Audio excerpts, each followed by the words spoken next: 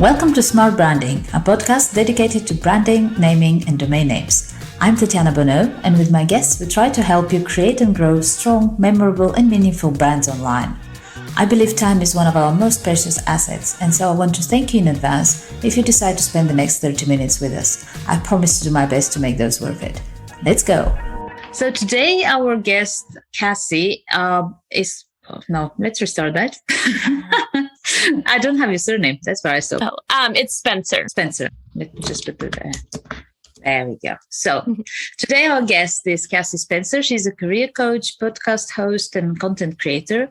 She has a podcast called the Happenstance podcast, where she shares stories about people who have found success and fulfillment in their careers. Cassie is an East Coaster with a passion for helping others and is always on the lookout for new and exciting stories to share. Thank you for making the time and joining us, Cassie. Yeah, thanks so much for having me. I'm excited to chat today. Wonderful.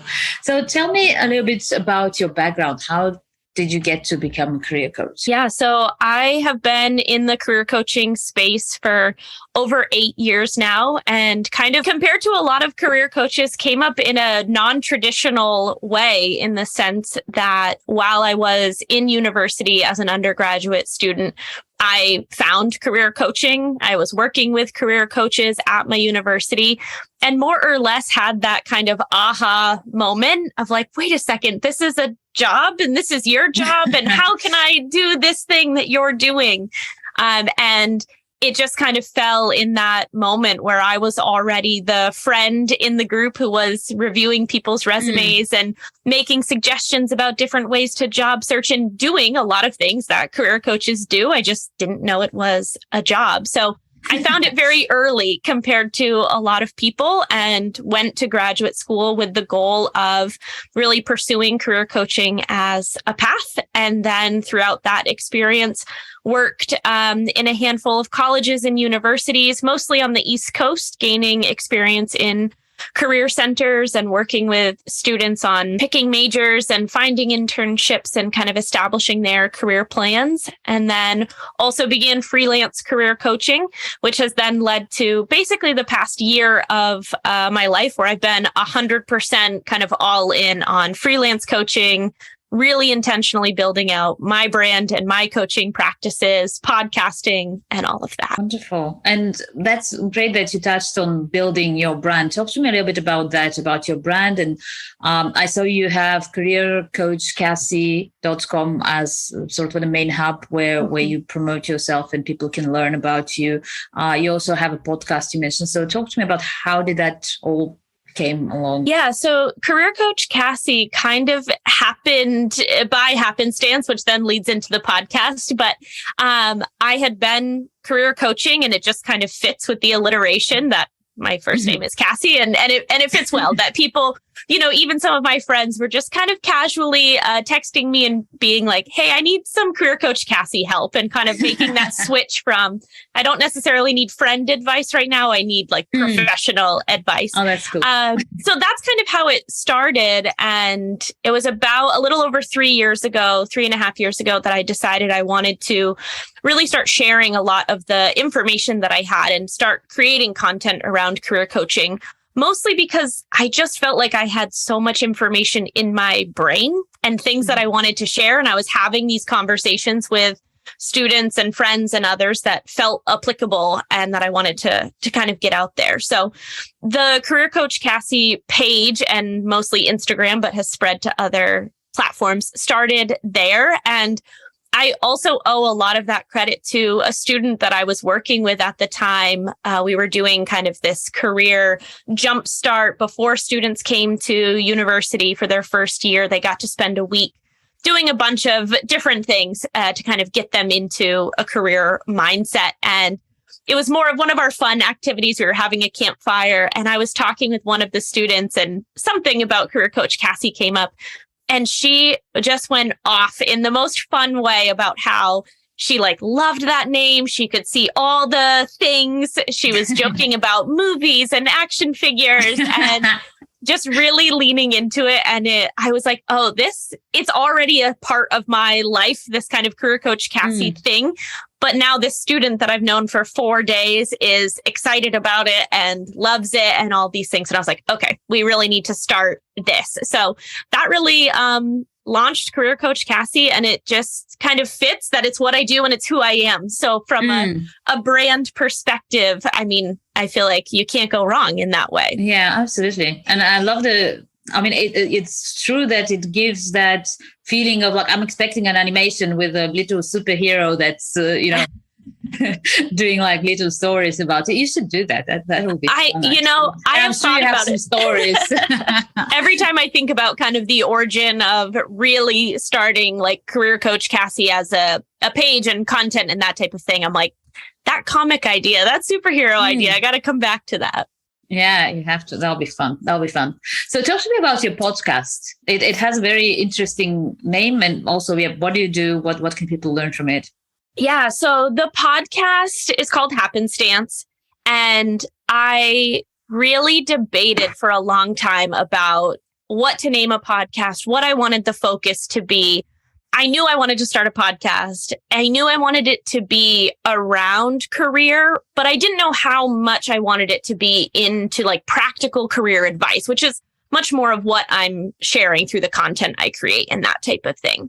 And I went through a handful of name options, and I landed on Happenstance for a couple reasons. I wanted a name that was short and sweet and to the point, like a one-word name, essentially.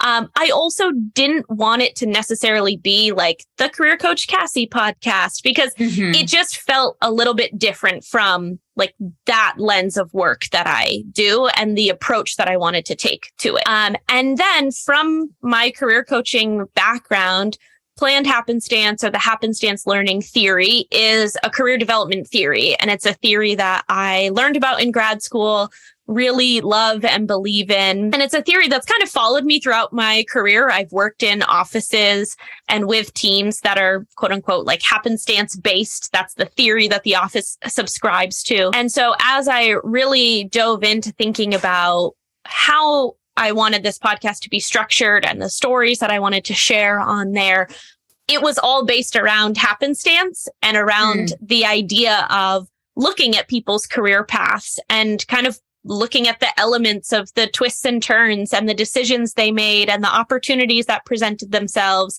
and the things that they worked really hard for to get to where they are. And really recognizing that for most people, it is not a linear path. It includes a lot of unplanned things and unexpected events and all of that, which is essentially what the happenstance or planned happenstance learning theory is. So with that lens, I felt like it was the kind of perfect one-word name, easy to remember, easy to say, that type of thing, easy to search. But it also both embodied kind of the lens through which I look at career coaching, but also gave me freedom where I wasn't locked into like one type of story, one type of career path or anything like that. Yeah, I can totally see that. And it's something that we often talk about with guests on our podcast, and generally when it comes to naming, that idea of you want to launch something that doesn't limit you in any way. And in that case, like you said, because you have the Career Coach Cassie, that's something that you do, and that's not going to change. Or if it does, I guess that would be a different brand. Right. But with the podcast, as you mentioned, you have different people, different stories, so you don't want to box it into one particular field of activity. Yeah, exactly. And I've been involved with other podcasts in the past that did have really specific kind of guidelines, I guess, because of how the podcast was named, because of the structure of the podcast. And I loved that for what it was, but I knew kind of going into my own that I wanted to have the freedom to tell such a wide range of stories and to have that career lens in there, but on a level where people don't necessarily feel like they're listening to it to figure out how someone else got to a certain place in their career, or that they're only hearing about from other career coaches or practical career advice. I wanted it to be a little bit more fluid and to have kind of those intersections of people who have really cool passion projects and people who have a more linear career path and people who've changed their mind 10 times. And with those intersections and thinking about it in that way, that is also what Happenstance is all about. So it just kind of fell into place where once I had that idea, I knew I couldn't let it go. Whereas other ideas for names I'd had in the past, I was like, okay, it's like kind of good, but they were a little bit easier to let go. And Happenstance, once that popped into my brain, I was like, I have to name it this. I can't go any other direction. It just felt right. Yep. Cool. And you just mentioned people that like change their mind 10 times. And I feel that I feel like when like I was a teen, let's say, and still thinking, what am I going to do? There was that really heavy feeling of you have to choose one thing and that's going to be the thing for life. That's like the huge choice in your life. That's going to be it. Be careful what you choose because you're going to be working that forever. And I feel like that's changed over time. What is your feeling on that? Yeah, I agree with this wholeheartedly that it's this thing that society seems to put pressure on for, 18, 19, 20, 16, 17-year-olds, however old you are, this pressure to make this decision. And I do think that that's changing. I think we're seeing a lot more people who are successful based on whatever that means to them, right? We're kind of redefining success. People are making career changes at various points throughout their life, whether it's when they're in the first 5 years of their career after university, or if it's 40 years into their career, they're making these changes and doing it successfully. So I think we are seeing that change, but that is the other kind of piece of a lot of the work that I do and the stories that I want to tell and have been telling through the podcast is that it is normal, right? People are making these changes and they're also doing it in a lot of creative ways where, through side hustles or passion projects or volunteer work or job and career changes, they're bringing in these different elements of their life and they're making adjustments. And it's not that single decision, but it's this process of continually making decisions and kind of continually looking at what is important to me. What are my priorities right now in this kind of phase or season of my life? What things do I want or not want out of a job, out of a career, out of an industry? And using kind of all of those elements to intersect and then to make that decision. And so my hope is that that becomes more normal and that people have less fear around making those changes, because I think that that's where really exciting and fun things can happen with our careers, when we're open to opportunities and when we kind of lean into the things that are important to us and exciting to us. Really cool stuff can happen. So definitely. Yeah. I have a 17-year-old who is supposed to go to, he's going to university next year and he's going crazy. Like that's exactly what I was just saying, that I felt this pressure when I was his age, when I was like, oh my God, that's going to be it. And I'm trying to convey that, I feel it's a bit lighter now, like we said, but there is still that feeling of that's going to be, whatever I'm going to choose, that's going to be it for life. And like, do I really want that? Am I good at that? Is it going to pay well? And like, what's your advice to people at this age? What age people? Oh, okay, let's backtrack that. Who do you work with? You mentioned students, but is it only students? And what would your tips be to that sort of a category? Yeah, so I work with a wide range of individuals, everyone from university students all the way up to seasoned professionals who are kind of preparing for that last job before retirement. But primarily a large population of my clientele is students, just because I've worked in the university setting for so many years. So my biggest advice for students is to recognize that everything you do throughout university and just in general throughout your life, whether it be involvement in volunteer work, clubs and orgs, a part-time job, a full-time job, a hobby, quite frankly, you are gaining skills and experience through those things. And if you can really capitalize on that aspect of it and recognizing the skills and the strengths that you have in these different settings and through the things that you already enjoy doing or are already spending your time on, I think that's a really valuable starting point. And it doesn't mean that if your hobby is, skiing, that you need to go be a professional skier, that you need to work in a ski shop or something. But it's kind of using that experience to say, like, what is it about this thing that I enjoy?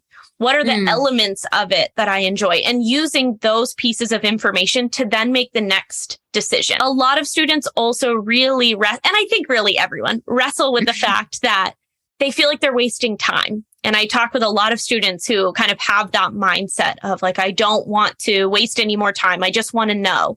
And the reality is, in my opinion, you're never wasting time because we're always gaining skills. We're always gaining experience that can be valuable. But also, you don't know if you're going to like something unless you try it. Absolutely. And I think that that's a good reminder that just how it is with, like, if you have a favorite ice cream flavor, it's your favorite because you tried it. And the other ones aren't your favorite because you also tried that.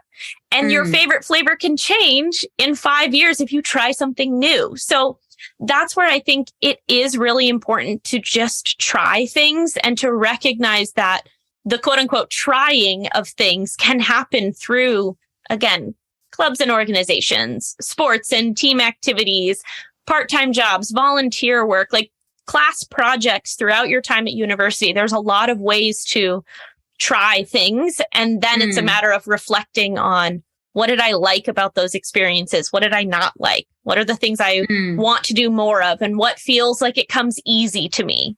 For me, editing resumes came easy and I found it to be fun, which a lot of people think is crazy, right? They don't want to do it.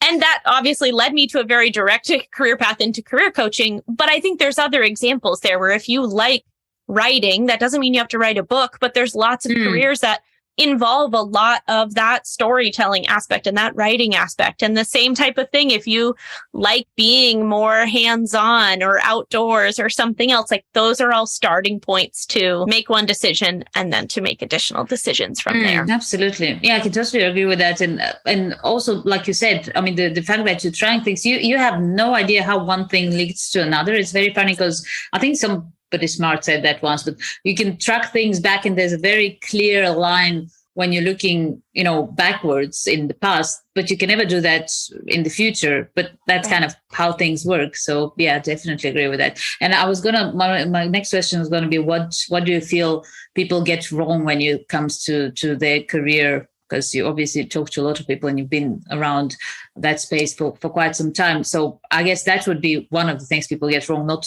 being scared of trying things. Yeah. What would you say are some other things that you see often as mistakes? I think another mistake is a general kind of hesitation or maybe lack of interest in networking. And I picked that one because I think the term networking and the idea of networking has become kind of this scary thing. People are like, it feels weird. I don't like it. I don't want to do it, etc. And the kind of bottom line with networking, and part of the reason why I picked this is because we are always networking to a degree, even if it's unintentional. And every single person has a network. If there are, people, if you have family, friends, coworkers, classmates, like that is your network. You have a network. So it's not necessarily a matter of having one. It's a matter of utilizing it and then deciding to expand, maintain, etc. And I think networking is just something where, again, people have worked it up to be this really scary big thing.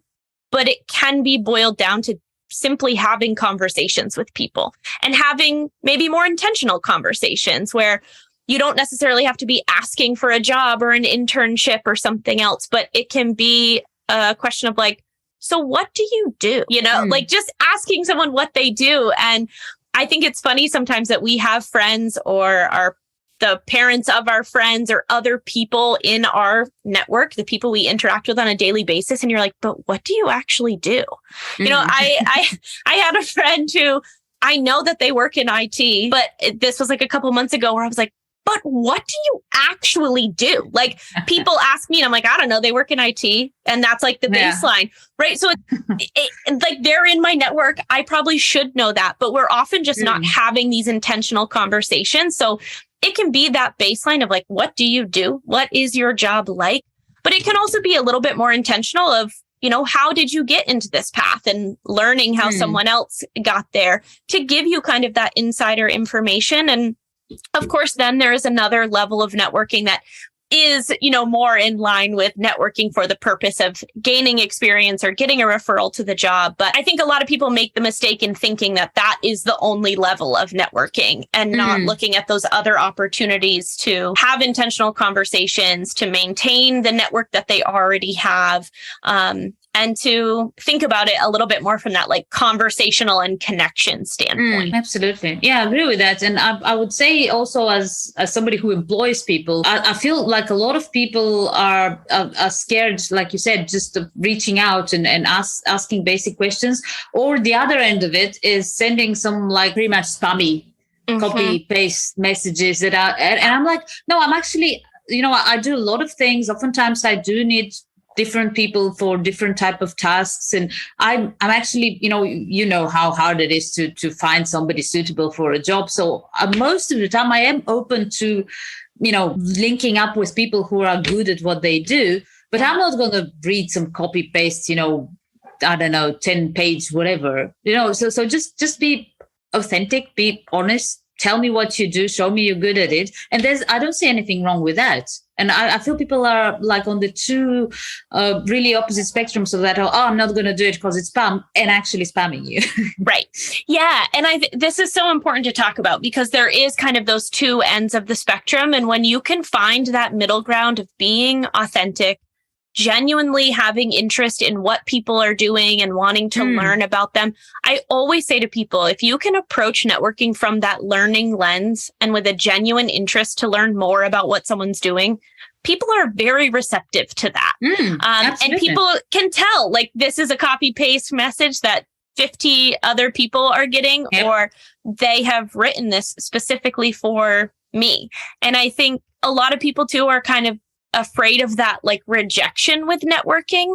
And I think it's really helpful to recognize that in most cases, either someone hasn't opened that message, whether it's on LinkedIn or a DM or an email, or they opened it and got busy. Like, we all have a million tabs up. I've done it before where I've opened a message on LinkedIn and then a Zoom call dings or something else happens and I forget to respond. But I think that fear too of the rejection or not getting a response, I very much look at it as like, there's no harm and no foul as long as you're sending an intentional and a genuine message.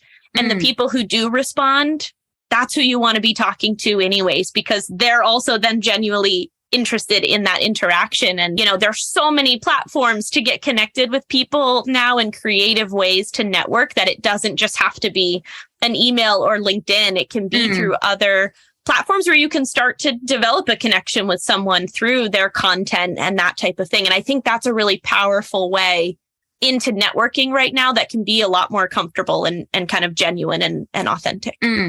Absolutely. Yeah. And that's a good point that you mentioned, that like people looking for jobs, and especially if we're talking about younger people, students, they have a lot of insecurities. That fear of following up, that's absolutely, fear of rejection. I think it's very important to stress on that, and I do that myself. And sometimes, honestly, I get sometimes to a point when I'm like, oh, why didn't you remind me of that? Like I'm counting on people to remind me of themselves because I have so many things to do. I can't do it myself. And they are sitting on the other hand thinking, oh no, it's a no, it's a it's horrible. Right. Yeah. And I think I am consistently pleasantly surprised by the times that I follow up, but also by the times that someone follows up with me, especially I'm sure you experience this through podcasting too. I've sent messages to people asking if they'd like to be a guest and that type of thing.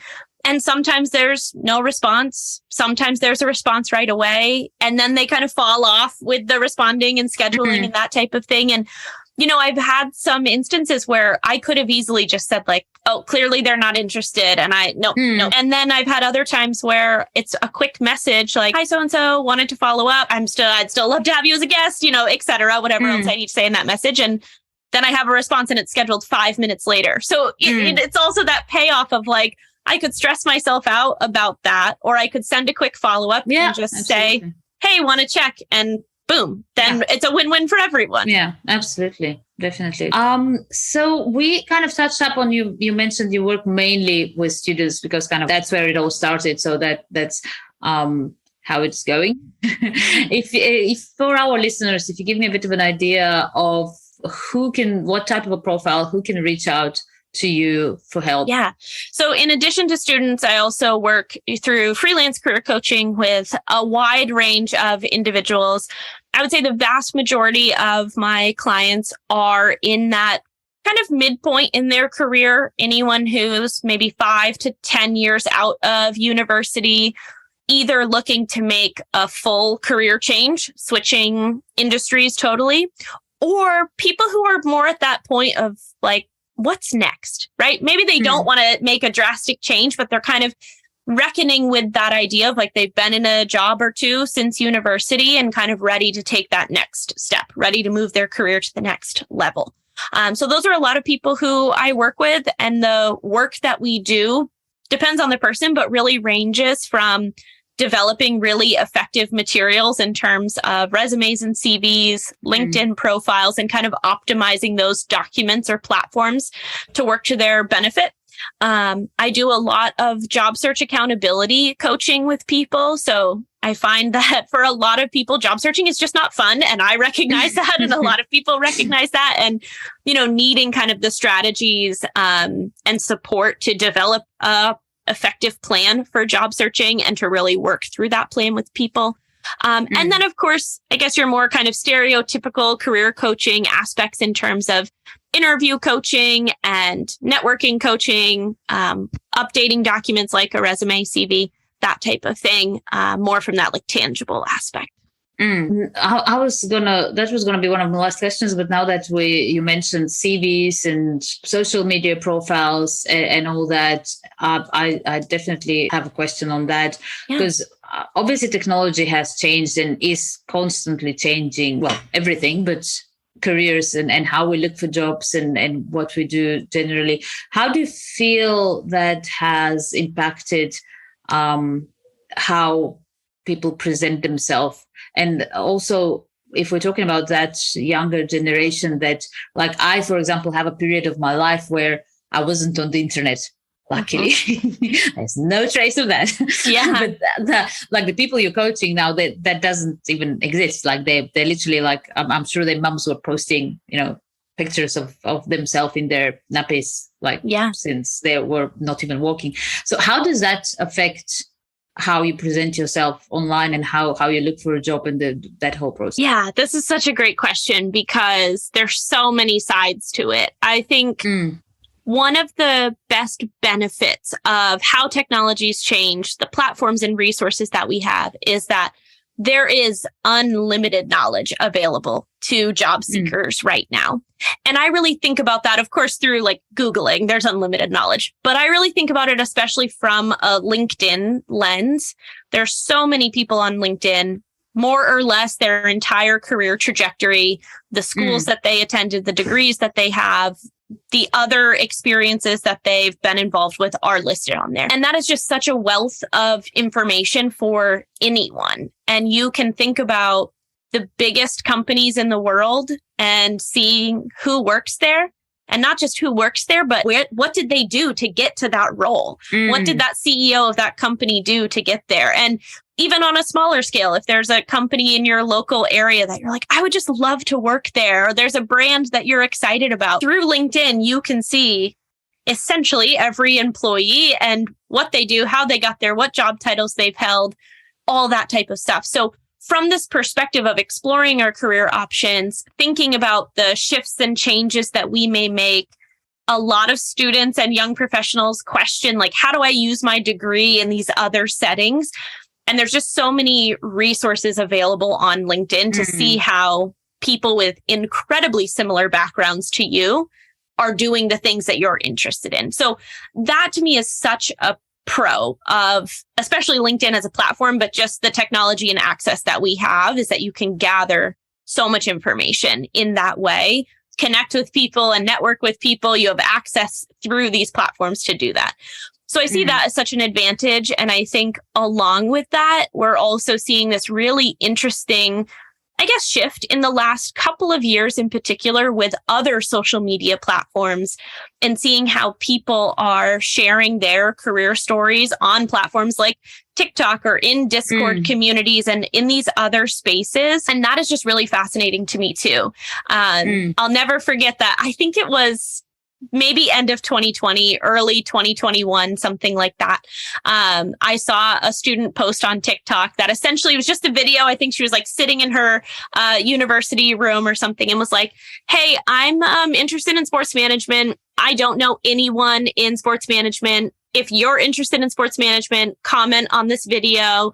I would love to kind of meet some other people who are interested in sports management. And that video, I don't know how viral it went, but it had a lot of views and a lot of likes and a lot of comments of all these other people, students and professionals saying, hey, I'd also like to expand my network with people in sports management. And someone else saying, oh, I currently work here. Like, send me a message or whatever. And I just thought like that was maybe a 30-second video that someone didn't really think about, right? Just kind of like held up her phone, said, this is what I'm interested in, post. And she expanded her network in an unlimited way type of thing. So through these other platforms, I think that is also such a pro that, especially with algorithms and that type of stuff, like you can get on your side of the internet and your side of a platform that really is going to benefit your career and just expose you to people and opportunities and all of that. So I think that is like the long-winded pro of all of this. In terms of the cons, and especially what you mentioned about, you know, people growing up on the internet, I think it is important to think about. I would say we have done kind of a nice transition where it seems to be less of an emphasis, you know, thinking about 10 years ago or so, maybe even more than that. People were very aware of like, an employer will look you up on social media and they will scroll at the time your Facebook page. And if you have a post, you know, where you're out on a Friday night doing whatever you're doing, that could prevent you from getting a job. And I think that has shifted a little bit. I think LinkedIn plays a big role in that, where employers are looking you up, but they're looking at your LinkedIn first and foremost. And that is often your top search result. So your other platforms may not be searched or looked at anymore. I also think there's a little bit of an understanding around some of those platforms. So that's getting better, but also that you can create your own brand through these platforms. And, you know, I've talked with a lot of students and young professionals and that type of thing where you can have multiple accounts. So if you want to have a personal account that's either private or is a different name or that's harder to find for whatever reason, like that is an option. And if you are someone who's interested in marketing, branding, or another realm where having a platform that you can show growth and reach and these other skill sets through growing a platform, like you can do that in another niche area or under another name. So I think it's nice that we're kind of shifting a little bit from how it was like 10 years ago or so. But then it also comes back to like, how can we use it all to our advantage? Which I feel professionals like you come handy, because that's kind of what you do, where you make people aware. And I do that with names and domains and naming. When people come to me for advice or for a particular name, I'm like, it's the first and best thing you can do is just be aware that it's important. And then we can go over, you know, how to do it and the options. But literally the most important and, you know, the best thing to do when people say, what shouldn't I do? I feel just making sure that you understand that it is something important. You should be looking at it. You should be planning how to do it. You should be researching how other people do it. That's already a huge first step. And you know, you're so much better than anyone else who's just winging it or not even aware of, you know, it's a thing. Right. Yeah. And I think 100% with that, because it's the same when you think about LinkedIn. Like your LinkedIn can be incredibly tailored to a specific field or industry. It can also be a little bit more broad if you're exploring your options. So kind of thinking about that purpose behind it and recognizing the importance of things like keywords and all of that is such an important piece of this. Lovely. I feel like we can talk forever, but I'm going to try and wrap it up here. for, you know, people have lives. So last thing, where can people reach you? Yeah. I can be found on basically all platforms at Career Coach Cassie is the main way to find me, careercoachcassie.com, all on there, and links to all the socials and platforms. And then Happenstance, the podcast, is on Apple and Spotify. So if you search Happenstance, you'll find it, and a lot of fun episodes on their way with that. Wonderful. Well, thanks a lot. I've had really a lot of fun. I'm looking forward to the animation. You have to do that. Yes. Thank you so much for having me. And as soon as I have that superhero story ready, I'll send it your way. Yeah, absolutely. Thank you. Thank you for joining us in this episode of Smart Branding Podcast. Feel free to visit smartbranding.com for more information and reach out if you have any suggestions, questions, ideas, or just want to learn more about how a good domain name strategy can help you build a strong and successful brand. See you next time.